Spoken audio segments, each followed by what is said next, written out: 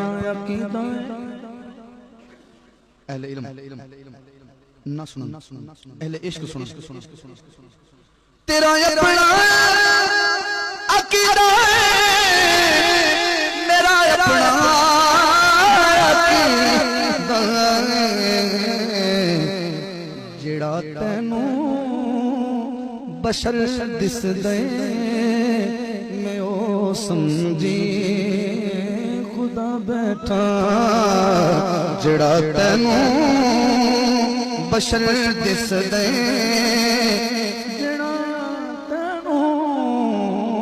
جڑا تینوں بشر دس دے میں او سمجھی خدا بیٹھا بسم اللہ الرحمن الرحیم الصلاۃ والسلام علیک یا رسول اللہ وعلی آلک و اصحابک یا حبیب اللہ۔ میلاد شریف کے عنوانات سے رکھی ہوئی محافل میں جن نعت خوانوں کو ہم لاکھوں روپے دے کر بلاتے ہیں ان کی کیفیات یہ ہیں۔ یہ احمد علی حاکم نام کا ایک شخص ہے، یہ خود بھی اور اس کے کلام بہت سے لوگ آج کل پڑھتے ہیں۔ میرے خیال کے مطابق آج کل ہماری کوئی محفل نہیں ہوتی اللہ ماشاءاللہ کہ جس میں کوئی نہ کوئی شخص اٹھ کے اس کا کوئی کلام نہ پڑھتا ہو، کوئی نہ کوئی نعت کوئی کلام اس کا پڑھا جاتا ہے۔ اس کی یہ کیفیت ہے، یہ دیکھیں شعر پڑھ رہا ہے۔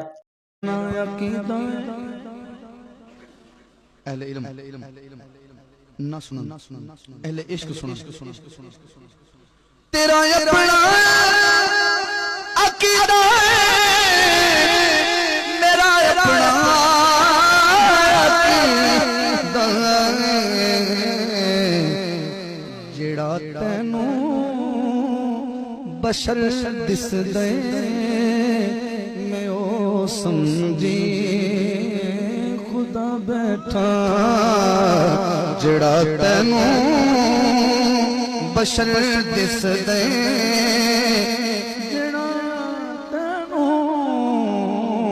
جڑا تینوں بشر دس دے میں او سمجھی خدا بیٹھا۔ تو اس پہ پہلے کہتا ہے اہل علم نہ سنیں، اہل علم نہ سنیں، آگے کہتا ہے جی اہل عشق سنیں۔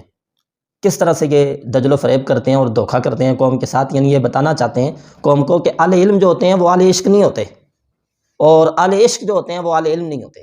یہ اصل میں جو خود جس کے پاس علم نہیں ہے تو اس کا حق بنتا ہے کہ وہ اس طرح کی بات کرے کہ اہل علم جو ہوتے ہیں وہ اہل عشق نہیں ہوتے، ورنہ ہم عشق کا امام بھی امام احمد رضا کو مانتے ہیں، اور دنیا کو معلوم ہے کہ امام احمد رضا جیسا عالم، امام احمد رضا جیسا مجدد یہ صدیوں بعد ہی پیدا ہوتا ہے۔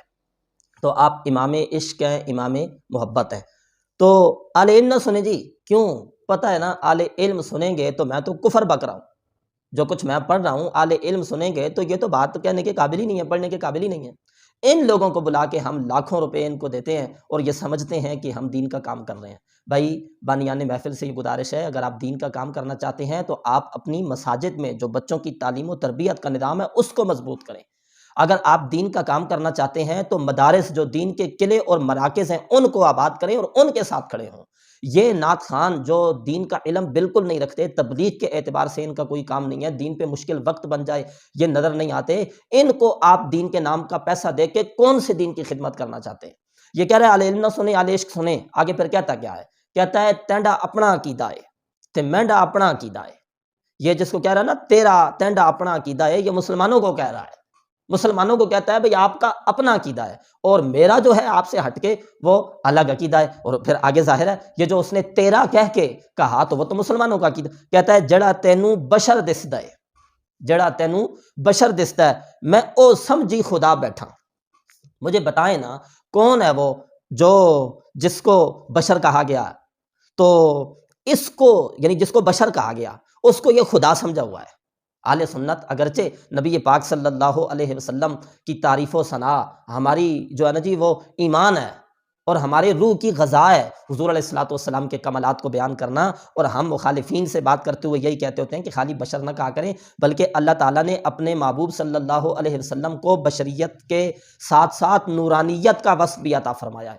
حضور اللہ کے نور بھی ہیں اور بہت سے کمالات نبی پاک علیہ الصلوۃ والسلام کے جو ہیں جو ہے نا کسی کے بس میں ہی نہیں ہے وہ سارے بیان کر دینا. قرآن مجید بھرا پڑا ہے کمالات مصطفیٰ کریم صلی اللہ علیہ وسلم سے وہ بیان کیے جائیں. لیکن یہ طریقہ کہ جو کہہ رہا ہے جڑا تینوں بشر دستا ہے میں او سمجھی خدا بیٹھا، مجھے کوئی بندہ بتائے نا کہ اس شعر کے پڑھنے پر اٹھ کے اس کو کیا اس کے گلے میں پھولوں کے ہار ڈالے جائیں. پھر ہمارے کچھ نعت خان بھائی ہوتے ہیں جو ناراض ہو جاتے ہیں، کہتے ہیں جی آپ نعت خانوں کے خلاف خدا کے بندو، ہم نعت خانوں کے خلاف نہیں بات کر رہے، ہم کفر کے خلاف بات کر رہے ہیں. یہ جو بک رہا ہے تو اس پر اس کے گلے میں پھولوں کے ہار ڈالے جائیں. اور یہ اہل عشق سنے جی، اس کی بات اہل علم سنے بھی نہ، کیونکہ اہل علم سنیں گے تو وہ تو پھر اس کو یہ کہیں گے. تو ہمیں نہیں بھائی ایسا عشق چاہیے، اور نہ ہی ایسا عشق اسلام میں اچھا ہے. یہ عشق نہیں ہے، یہ جہالت ہے کہ جس میں کسی بشر کو خدا کہا جائے اور اللہ رب العزت کے بارے میں اس طرح کے جملے بولے جائیں، یا جناب نبی پاک صلی اللہ علیہ وسلم کی ذات گرامی کے بارے میں اس طرح کے جملے بولے جائیں کہ میں او سمجھی خدا بیٹھا. تو یہ جہالت ہے ان لوگوں کی. جو ان کا جو امام ہے، یہ جو ہمارے سٹیجوں پہ آگے پڑھتے ہیں، ان کا امام ہے یہ حاکم، اس کی یہ کیفیت ہے. امام اتنا بڑا جاہل ہے تو مقتدیوں کے پھر کیا کہنے ہوں گے. تو ان لوگوں سے بچیے، اپنی محافل کو ایسے جاہل لوگوں سے پاک کیجیے. اور اگر آپ دین کی خدمت کرنا چاہتے ہیں تو اپنے مدارس کو مضبوط کیجیے. اپنی مدارس میں آنے والی جو نسلیں ہیں ہماری، ان کی تعلیم و تربیت پہ پیسہ لگائیے. اللہ رب العزت دین کے ساتھ ڈٹ کے کھڑے ہونے کی توفیق عطا فرمائے. وآخر دعوانا ان الحمد للہ رب العالمین.